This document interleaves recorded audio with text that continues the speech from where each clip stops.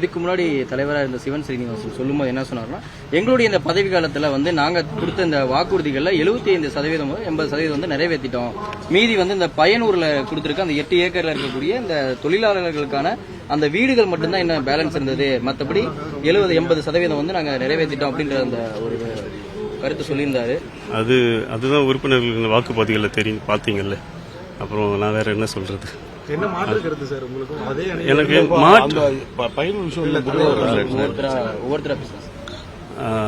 இல்ல, அதாவது மாற்று கருத்துங்கிறத தாண்டி நான் அதெல்லாம் எந்த குறையும் சொல்ற மாதிரி இல்லை. ஆனால் சில விஷயங்கள் வந்து கொஞ்சம் தயாரிப்பு சங்கங்களோட பேசி ஒரு இணக்கமா ஒரு நம்ம அன்பால நிச்சயமா நிறைய விஷயங்கள் சாதிக்கலாம். நான் இப்போ சொன்ன ஒரு சின்ன விஷயம் தான், இந்த வேலை வாய்ப்புங்கிற விஷயம் தான்.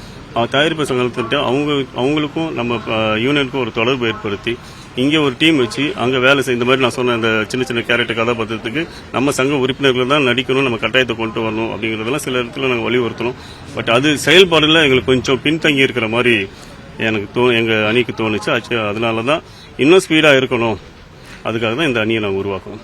அடுத்தடுத்து உங்களோட நடவடிக்கைகள் எப்படி சார் இருக்கும்? எதை முன்னிறுத்தி நீங்க உங்களுடைய பதவியை தொடர்ந்து பயணிக்க போறீங்க? கண்டிப்பா பேசிக் மாதிரி வேற என்னென்ன பண்ணுங்க? கண்டிப்பா அடிப்படையா அடிப்படை பாத்தீங்கன்னா நம்ம வந்து கல்வி அண்ட் மருத்துவம் ரொம்ப இம்பார்ட்டன்ட். அதில் கல்வின்னு பாத்தீங்கன்னா நாங்கள் ஏற்கனவே எங்கள் சங்கத்தில் வந்து 7-8 சீட் வந்து engineering and arts and science வந்து ஏசிஎஸ் கல்லூரியில் இலவசமாக கொடுத்துட்டு இருந்தாங்க எங்கள் உறுப்பினர்களோட பிள்ளைகளுக்கு, இல்லைன்னா எங்கள் உறுப்பினர்களுக்காக. ஆனால் இப்போ அதே காலேஜில் கிட்டத்தட்ட 50 இடங்கள் இலவச இடங்கள் நாங்கள் வாங்கியிருக்கோம். இதை தாண்டி இலவச மருத்துவம் அப்படிங்கறத நாங்கள் எப்படியாவது அது கொண்டு வரணும், அந்த முயற்சியில் நாங்கள் இருக்கோம். அதுதான் நாங்கள் சில கடமைகள் நாங்கள் சொல்லியிருக்கோம். இதுல முக்கியமான விஷயம்னா எந்த நேரத்தில் தொழில் சார்ந்த எந்த பிரச்சனையாக இருந்தாலும் இமிடியேட்டா இந்த அணி எங்க நிர்வாகம் நிச்சயமா அந்த இடத்துல சொல்யூஷன் கொடுக்கும் உடனுக்குடன். அந்த நடிகர் சங்க கட்டடம் அப்படிங்கறத பத்தி பேசியிருந்தாரு. அது இல்ல இனிமேல் உருவாக்கணும் அப்படின்னு நீங்க உங்களுடைய வாக்குறுதி என்ன, அதற்கான பணிகள் தொடரும்? கட்டிடங்கிறது வந்து நான் வாக்குறுதியா நான் சொல்ல விரும்பலை. காரணம் என்னன்னா அதெல்லாம் தாண்டி இன்னும் நிறைய பிரச்சனைகள் இருக்கு எங்க உறுப்பினர்களுக்கு. ஸோ ஃபர்ஸ்ட் கான்சென்ட்ரேஷன் அங்கதான் பண்ணணும்னு இருக்கும். பட் அது நடந்தா ரொம்ப சந்தோஷம், அது நடக்கணும். ஆனால் அது நடக்கிறதுக்காக முயற்சியை நிச்சயமா நாங்கள் எடுப்போம். இப்போ அடுத்து உங்களுடைய உறுப்பினர்கள் 2000 பேர் இருக்காங்க, அதுல 1600 பேர் தான் வாக்கு செலுத்துறதுக்கான தகுதி வாய்ந்தவர்கள் அப்படின்னு இன்னைக்கு காலையில சொல்லியிருந்தாங்க. அந்த ரெட் கார்டு மேட்டரும் சொல்லியிருந்தாங்க. நிறைய சின்னத்திரை நடிகர்களுக்கு ரெட் கார்டு கூட இருக்கு. இதெல்லாம் களையிறதுக்கான வேலைகள் நடக்குமா?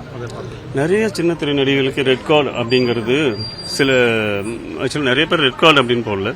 ஒரு சில பிரச்சனைகள் இருந்திருக்கு. ஆல்மோஸ்ட் இதுக்கு முன்னாடி நடந்த 2019 நடந்த நிர்வாகம் எல்லாருக்குமே தெரிஞ்சிருக்கும். அப்போ அந்த மலேசியன் கலை நிகழ்ச்சி மூலமாக நிறைய பிரச்சனைகள் இருந்து அது சம்பந்தமாக சில நடவடிக்கைகள் சில உறுப்பினர்கள் வந்து எடுத்திருக்காங்க.